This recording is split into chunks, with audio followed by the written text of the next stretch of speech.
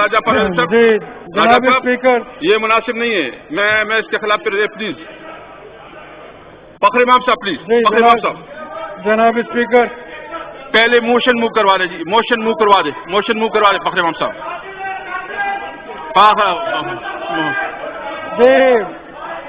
I hereby move that the House may G discuss the agricultural policy of the government. جی فخر امام صاحب آپ speech.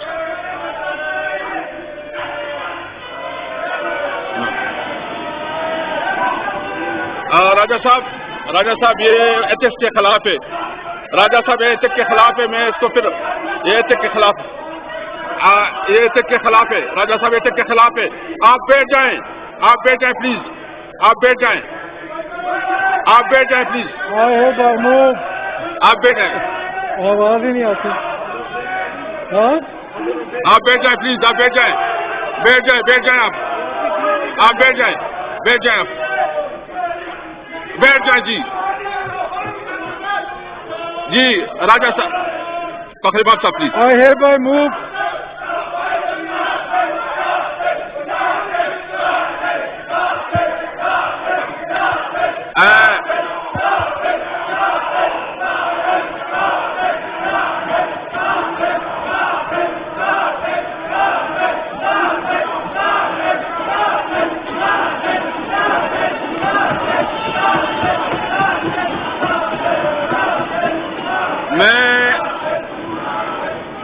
میں house جی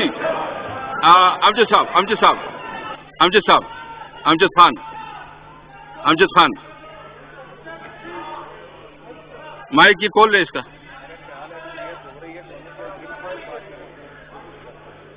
جی بس فخر امام صاحب بات شروع کر لیں گے. فخر امام صاحب آپ ایگریکلچر پہ بات شروع کر لیں. جی پلیز. میں پہلے موشن موو کرتا ہوں. The House may discuss the agricultural policy of Pakistan. جی I جی hereby move. پلیز. جی آپ کی اجازت سے اسپیکر صاحب زراعت جیسے سب لوگ جانتے ہیں پاکستان کی ریڑھ کی ہڈی ہے. زراعت کے ذریعے ہم 19.3% GDP کماتے ہیں. تقریباً 40% جو پاکستان کی لیبر فورس ہے اس کا ڈائریکٹ تعلق زرعی پیشہ سے ہے. پاکستان کی جو ایکسپورٹس ہیں سال تقریباً $22 ارب ہوں گی. ان میں سے تقریباً 16 سے 17 ارب ڈالر کا تعلق پلیز آپ آرڈر ہاؤس پلیز. یہ بہت امپورٹنٹ ڈسکشن ہے ایگریکلچر کے اوپر. سب کا انٹرسٹ اس میں ہے. میں نے آپ لوگوں کے انٹرسٹ کی وجہ سے آج یہ موضوع رکھا ہے. جو بھی اس میں بولنا چاہیں گے آج اور تھرسڈے کو ہم ایگریکلچر کے اوپر ڈسکشن کریں گے. فخر امام صاحب پلیز. جی آپ کی مہربانی. تو میرا خیال ہے کہ یہ ایک ایسا موضوع ہے کہ میرے جو یہاں ساتھی بیٹھے ہیں بہت سی چیزیں یہ ایسی جانتے ہیں جو شاید میں ان سے پوری طرح آگاہ نہیں ہوں گا.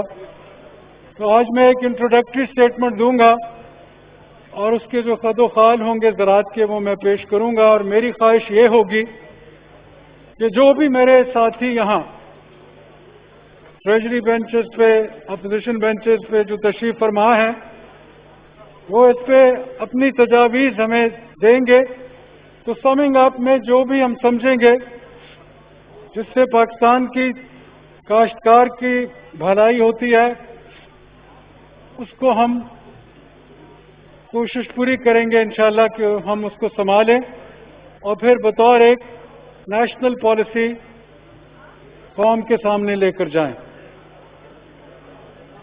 کہا تو ہمیشہ یہ جاتا رہا کہ زرعی شعبے سے ہی ہمارے جیسے ملک چلتے رہے. 1947 میں جب پاکستان معرض وجود میں آیا تھا اور ہمارا جو اس سال کا بجٹ تھا وہ 1 ارب بھی نہیں تھا. آج ہم 4 ٹریلین کا ہمارا بجٹ ہے.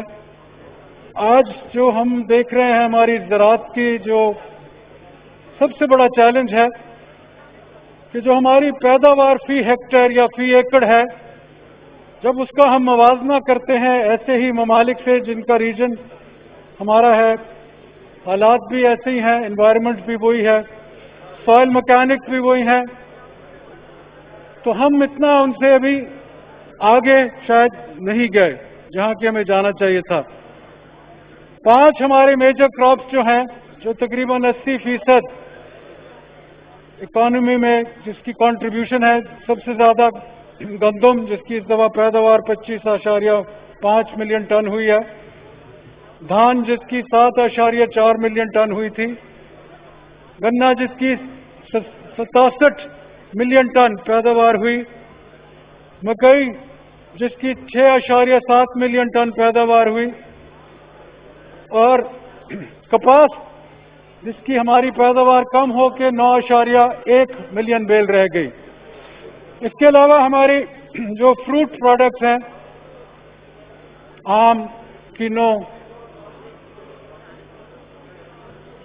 امرود, سیب, چیریز, انار اور بہت سے ہمارے اسپیسیفک اس ایریا کے فروٹس, پر ہم اس میں زیادہ پیداوار تو اس پیمانے پر نہیں پہنچے. ہماری ایکسپورٹ پچھلے سال فروٹس کی تقریباً 600 سے 700 ملین ڈالر کی ہوئی.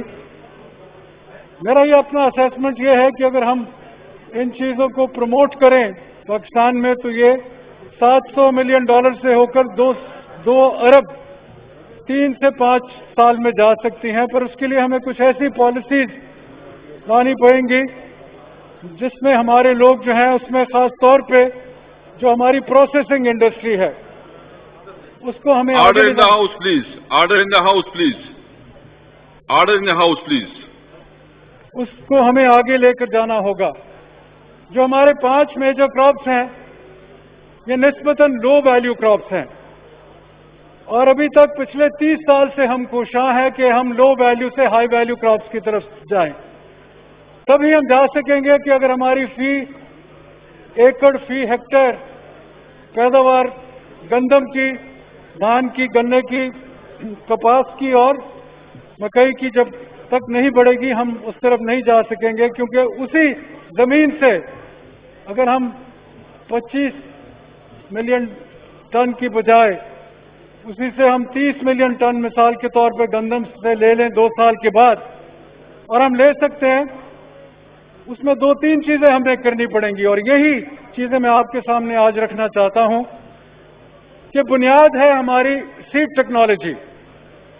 اس ملک میں ہم نے بہت بڑے بڑے ادارے بنائے, PARC, NARC, ہر صوبے کے پاس ایک بہت ورسٹائل ریسرچ سسٹم بھی ہے, اور اس کے باوجود ہم نے وہ بریک تھرو نہیں کیا, وہ پیراڈائم شفٹ نہیں ہوئے جو Mexican variety doctor Norman Borlaug کے ذریعے ہوئے تھے. اور ایک ہمارے بھی ماہر تھے ڈاکٹر ایس اے قریشی صاحب, جنہوں نے وہ ٹیکنالوجی اپنا کر اور پاکستان کو وہ بریک تھرو دی تھی جب ہم 10-12 من فی ایکڑ سے 30, 28, 30, 32, 35 من اوسطاً ہماری پیداوار بڑھ گئی تھی.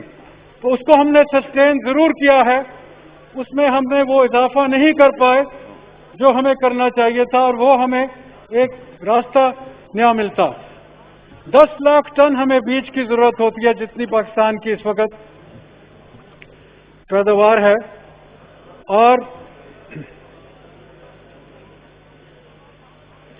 ہماری یہ کوشش ہوگی, اور یہ اصل میں کام ہے ہماری زیادہ صوبائی حکومتوں کا, کیونکہ صوبائی حکومتوں کے پاس 1976 میں ورلڈ بینک نے 2 seed cooperation act of parliament کے تحت بنائی تھی, ایک پنجاب سیڈ کوآپریشن, ایک سندھ سیڈ کوآپریشن.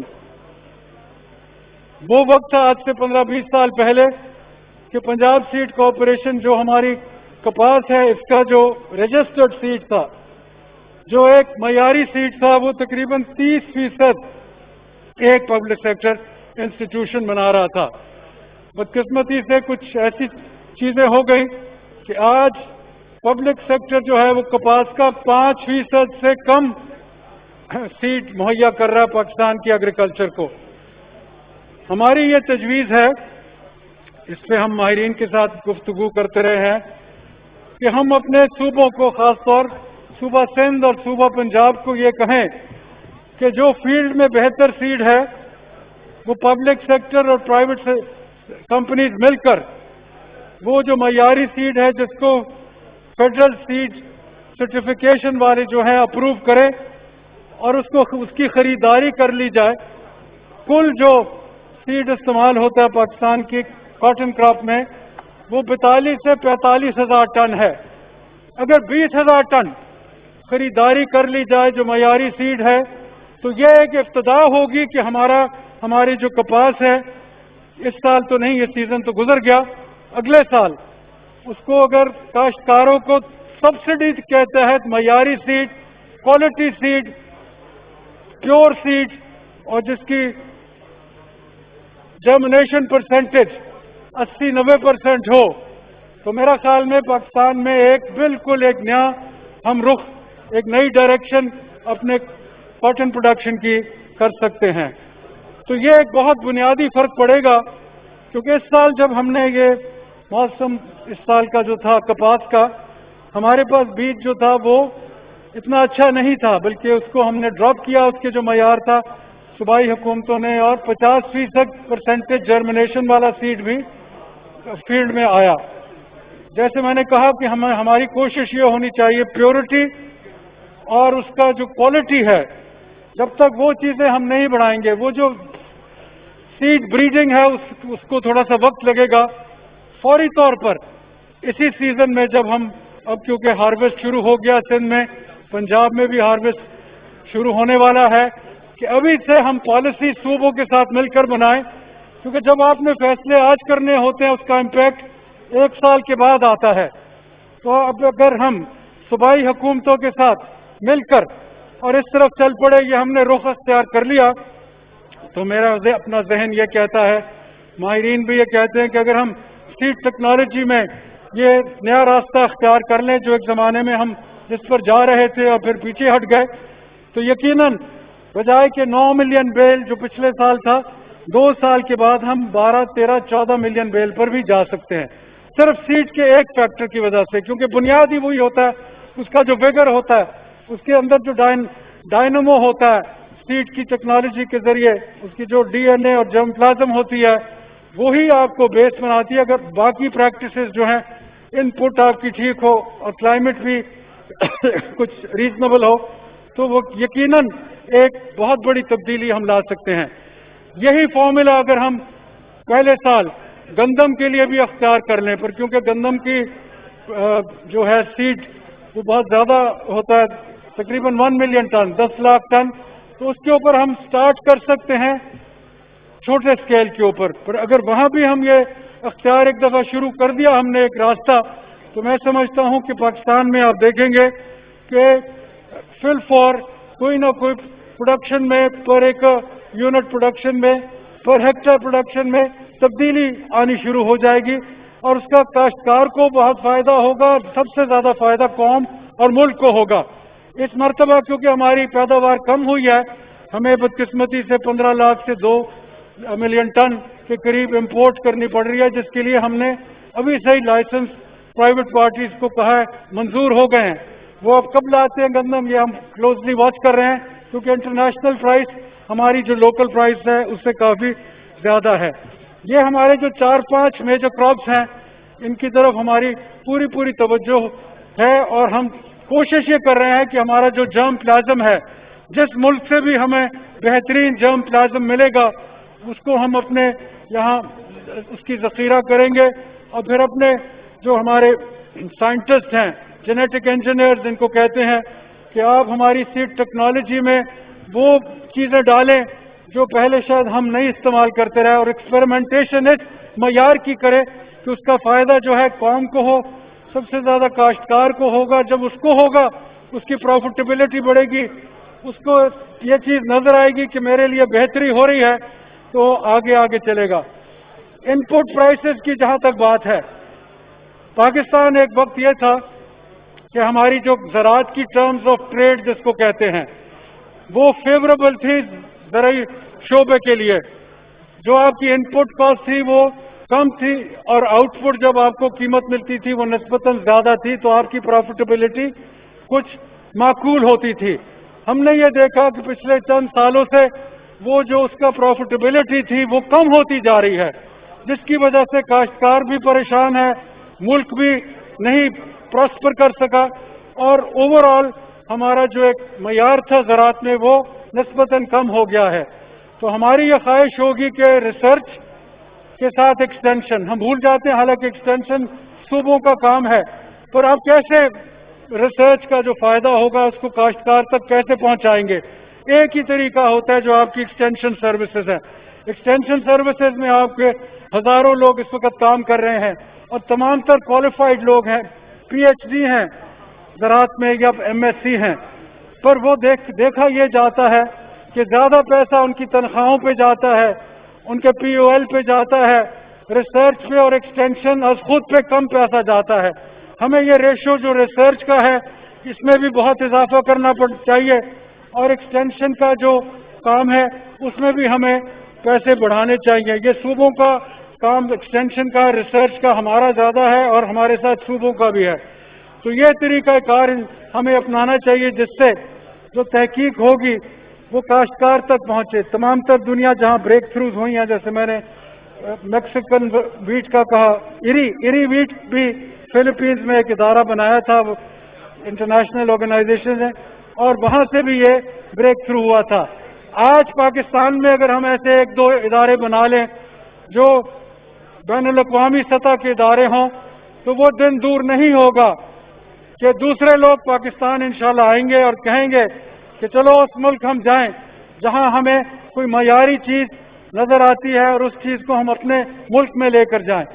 ہمارے پاس ہونہار بہت لوگ رہے ہیں، پر بدقسمتی سے ہمارے پاس وہ ایک پورا جتھا نہیں بن سکا جو کہ ایک کرٹیکل فیکٹر بنتا ہے، اور کرٹیکل میس جس کو کہتے ہیں بنتا ہے۔ جس دن ہمارے پاس ہمارے ہونہار بچے اور بچیاں بھی اس میں آ سکتی ہیں پی ایچ ڈی، اگر وہاں ہم اپنے ریسرچ انسٹیٹیوٹ میں ایک critical mass of human resource بنا لیں تو وہ دن دور نہیں ہوگا کہ آج پاکستان جو دوسروں سے ہر چیز مانگتا ہے، ہم خوش ہوتے ہیں کہ جناب آئی ایم ایف کی ٹیم ہمارے ساتھ گفتگو کر رہی ہے، اب ہم نے ورلڈ بینک سے ہماری وزارت $200 ملین جس میں سے $100 ملین لوکس کے لیے ہے کنٹرول کر رہی ہے، ہم ان سے جا کر اور گفتگو کر رہے ہیں۔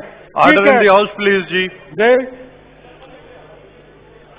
تو میں یہ سمجھتا ہوں علی محمد خان صاحب تشریف رکھیں جی۔ منسٹر صاحب، ہمیں یہ کوشش کرنی چاہیے کہ ہمارے ہاں معیار جو ہے ہم اپنے اداروں کا بڑھائیں، اور خاص طور تحقیقی اداروں کو بڑھائیں کہ اتنی چیزیں ہم ایجاد کریں، ہم اتنے نئے راستے اختیار کریں اپنے D N A R N A combinations کے ساتھ کہ لوگ یہاں آئیں اور کہیں کہ جناب ہمیں بھی کچھ چیز پاکستان سے درکار ہے۔ ہم نے پاکستان کے اندر ایک میں مثال دینا چاہتا ہوں، ہم پیسٹیسائڈ استعمال کرتے ہیں ہر چیز کے لیے، اور کہاں سے آتی ہے پیسٹیسائڈ؟ بیشتر اوقات ایک زمانے میں نارتھ امریکہ اور یورپ سے آتی تھی، آج پیسٹیسائڈ جو ہے چائنا سے آتی ہے، اس کے ہم یہاں فارمولیشن کرتے ہیں، مینوفیکچرنگ نہیں کرتے۔ میری یہ تجویز ہوگی کہ ہمیں ایسے انٹرپرنور تلاش کرنے چاہیے جو پاکستان کے اندر ان چیزوں کو مینوفیکچر کریں۔ ہم نے یہ جو راستے نکال لیے جن کی وجہ سے بدقسمتی سے پاناما پیپر شروع ہو گئے، کیوں ہوئے؟ کیونکہ ہم ہر چیز جو ہے امپورٹ کرتے ہیں، اور یہ کوئی ایسی کوئی مشکل کام نہیں پیسٹیسائڈ جو ہوں یا کوئی اور چیز ہو کہ پاکستان کے اندر ہے، کیوں نہیں ہم ان کو مینوفیکچر کرتے؟ اگر جو بھی یہاں امپورٹ کرنا چاہتا ہے اس کے ساتھ ہمارا معاہدہ یہ ہونا چاہیے کہ 3 سال کے اندر، 2 سال کے اندر، 4 سال کے اندر یہی جو پیسٹیسائڈ ہے آپ پاکستان میں مینوفیکچر کریں گے۔ دوسرے ممالک اسی طرح انڈسٹریلائز ہوئے، ہم نے آج تک یہ پالیسی اختیار نہیں کی، کیوں نہیں کی؟ اس کے قصوروار ہم ہیں، ہم نے وہ راستے نہیں اختیار کیے جو دوسرے ممالک نے کیے، جاپان نے کیے، ریپبلک آف کوریا نے کیے، ملیشیا کر رہا ہے، چائنا تو بہت آگے چلا گیا یہی کام کر کے۔ آج وہ وقت آ گیا ہے کہ پاکستان کے ہم جو سٹیزنز ہیں، ہمارے میں کیا کمی تھی 47 کے بعد کہ ہم نے وہ راستے اختیار نہیں کیے جو ہمیں کرنے چاہیے تھے۔ چلو وہ وقت گزر گیا، 72-73 سال چلے گئے، آج وہ وقت آ گیا ہے اس گورنمنٹ کے لیے وہ راستہ یہ اختیار کرے کہ آہستہ آہستہ جو بھی چیز ہم پاکستان میں لائیں گے ہمارا پہلے ان کے ساتھ معاہدہ یہ ہونا چاہیے کہ نہیں جناب جو چیز آپ دینا چاہتے ہیں ہم خریدیں گے. نہیں، ہم خریدیں گے تب 3, 5, 7 سال میں آپ اس کی ٹوٹل مینوفیکچرنگ پاکستان میں کریں گے. ٹوٹل مینوفیکچرنگ، صرف پرزے نہیں جوڑیں گے، نہیں فارمولیشن نہیں کریں گے، نہیں ٹوٹل مینوفیکچرنگ جب تک یہاں نہیں ہوگی تب تک آج ہم ٹیکنالوجی کے لیے بھاگتے ہیں. ہم ہر وقت ٹیکنالوجی کے پیچھے بھاگتے ہیں. ٹیکنالوجی ہم کہتے ہیں ہمارے پاس نہیں ہے، ہمیں ٹیکنالوجی دو.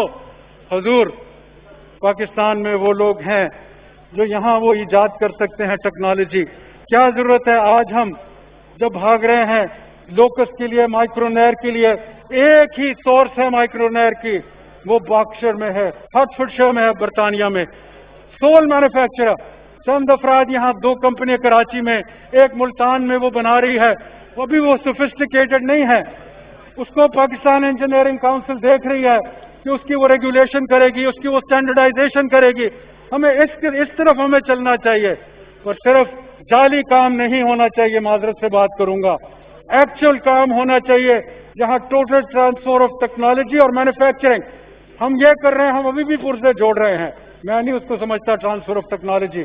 جب تک یہاں مینوفیکچرنگ، اسٹیل مل جس کو ہم روتے ہیں، 1987 میں روس نے لگائی تھی. میں رشیا گیا تھا ایک آفیشیل وزٹ پہ، اور انہوں نے مجھے بتایا تھا کہ ہم نے تمہیں اپنی جو اس وقت کی لیٹسٹ ٹیکنالوجی ہم نے دی تھی. آج وہ وقت آ گیا ہے کہ ہم 12 سال سے لوگ تلاش کر رہے ہیں کہ وہ اسٹیل مل لے لیں. ہمارے سے ایک اسٹیل مل نہیں چلی. ریپبلک آف کوریا نے ایک اسٹیل مل لگائی تھی، آج وہ 35 ملین ٹن اسٹیل پروڈیوس کر رہا ہے، تمام تر دنیا کو دے رہا ہے. اگر ہم اس راستے پہ چل جاتے، اگر ہم اس طرف جاپان، جرمنی، فرانس، برطانیہ، اٹلی، کینیڈا، برازیل اب آیا ہے کھیل میں. یہ وہ لوگ ہیں جنہوں نے اپنا کسی نہ کسی وقت اپنا رخ تبدیل کیا. پاکستان کو موقع آج ملا ہے کووڈ-19 کی وجہ سے، لوکس کی وجہ سے، کہ ہم ہر وقت دوسروں کی طرف دیکھتے ہیں. آج میں سمجھتا ہوں زراعت، prime minister of Pakistan honourable Imran Khan صاحب نے اپنی 2 کنکلوڈنگ اسپیچز میں بجٹ پہ کیا کہا؟ ہمیں زراعت کے ذریعے اس ملک کو لے کر جانا ہے، ہمیں زراعت کے ذریعے اس ملک کو ڈیولپ کرنا ہے. آج وہ وقت آ گیا ہے کہ ہم زراعت کو دوبارہ مین سٹریم میں لے کر آئیں، مین سٹریم آف دی اکانومی لے کر آئیں. ہم نے زراعت کو ایک بالکل جیسے نہیں ہوتا اورفن بنا کے راستے سے اس طرف پھینک دیا. نہیں، آج اگر ہم آئیں گے، اور اس کے لیے کوئی اتنی زیادہ دولت کی ضرورت نہیں، اس کے لیے ہمیں ہونہار لوگ چاہیے، کمپٹنٹ لوگ چاہیے، ریسرچ اورینٹڈ لوگ چاہیے. ہمیں وہ لوگ چاہیے جو کمٹمنٹ کے ساتھ چلتے ہیں، جو ڈیڈیکیشن کے ساتھ چلتے ہیں، جو ڈیووشن کے ساتھ چلتے ہیں. اور تب آپ کا اور میرا یہ زراعت کے جو میں فگر دیکھتا ہوں روز، اور پچھلے میں 10 سال سے دیکھ رہا ہوں اکنامک انڈیکیٹرز پاکستان کے، میں خوش نہیں ہوں.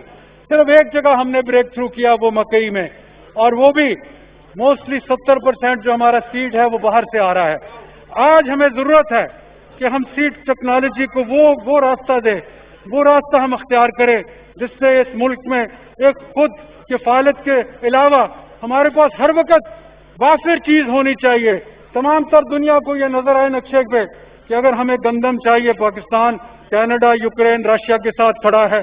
ان کو یہ نظر آنا چاہیے کہ کپاس میں چائنا، انڈیا، امریکہ کے علاوہ پاکستان کے پاس وافر ہے. ایک زمانہ ہوتا تھا جب ہم نے 12.8 ملین بیل پروڈیوس کیا 1992 میں، اور انڈیا نے صرف 11 ملین بیل پروڈیوس کیا تھا. پاکستان دنیا کو سپلائی کر رہا تھا.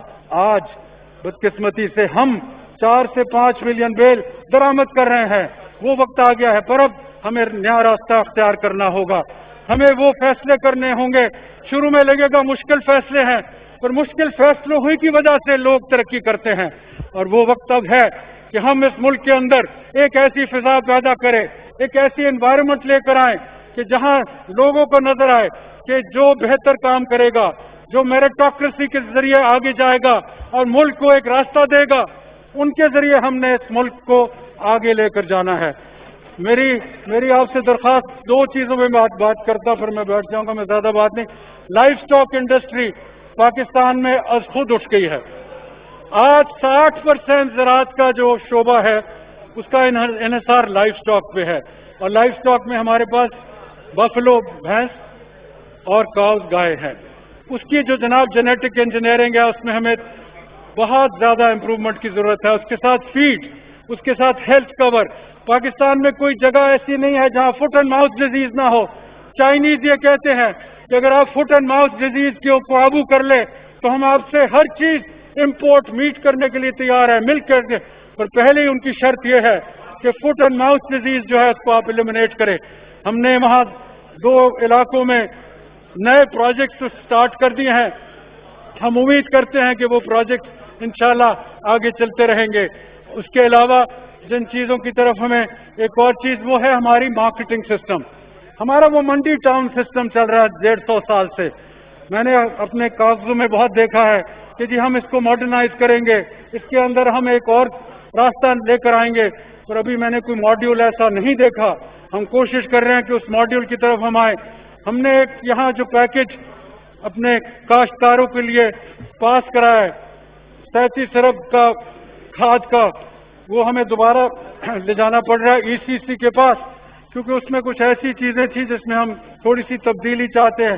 ہم اپنے صوبوں کے ساتھ مل کر کوشش ہماری یہ ہے کہ وہ جو پیسے ہوں گے وہ کاشتکار تک پہنچے ایک ٹوٹلی ٹرانسپیرنٹ سسٹم کے تحت. یہ نہ ہو کہ راستے میں وہ رک جائیں جیسے پاکستان میں ہوتا رہا, جو 2-3 دفعہ یہ پہلے 2006 میں اور اس سے پہلے 2013-14 میں یہ ایسے پیسے مختص کیے گئے تھے, اور آج بھی وہ کمپنیز کہتی ہیں کہ جی ہمارے پیسے آدھے ادھر چلے گئے ادھر نہیں. ہم چاہ رہے ہیں کہ کوئی ٹرانسپیرنٹ ایسا سسٹم ہو. ہم اس پہ پہنچ گئے ہیں, ECC سے دوبارہ اس کی ہم اپروول لے رہے ہیں, اور انشاءاللہ کوشش ہماری یہ ہے کہ 14 اگست کے لگ بھگ وہ جو ان کو ریلیف دینی ہے ہم نے کاشتکار کو دی جائے. اسی طرح ٹیوب ویل کے جو ریٹس ہیں 3,25,000 ٹیوب ویل ہیں جن کی الیکٹریسٹی کے تحت چل رہے ہیں. اس کے علاوہ 11 لاکھ ٹیوب ویل ایسے ہیں جو ڈیزل انجن کے اوپر چل رہے ہیں. تمام تر پاکستان کی میں آپ کو فگر دے رہا ہوں. پر ہم نے یہ دیکھنا ہے کہ وہ جو ریشنلائزیشن ہے ٹیوب ویل ریٹس کی, میرے کولیگ یہاں شاید تشریف فرما نہیں جناب عمر ایوب صاحب, ان کے ساتھ گفت و شنید چل رہی ہے کاشتکاروں کی, اور امید کرتے ہیں کہ وہاں بھی کوئی نہ کوئی راستہ ہم نکالیں گے. یہ وقت آ گیا ہے کہ کاشتکار جو اس ملک کی ہم کہتے ہیں ریڑھ کی ہڈی ہے, جب تک اس کو ہم فیئر ریٹرن نہیں دیں گے, اس کو صحیح معاوضہ نہیں دیں گے, یہ ملک ترقی نہیں کرے گا. جناب شکریہ. شکریہ جناب فخر امام صاحب.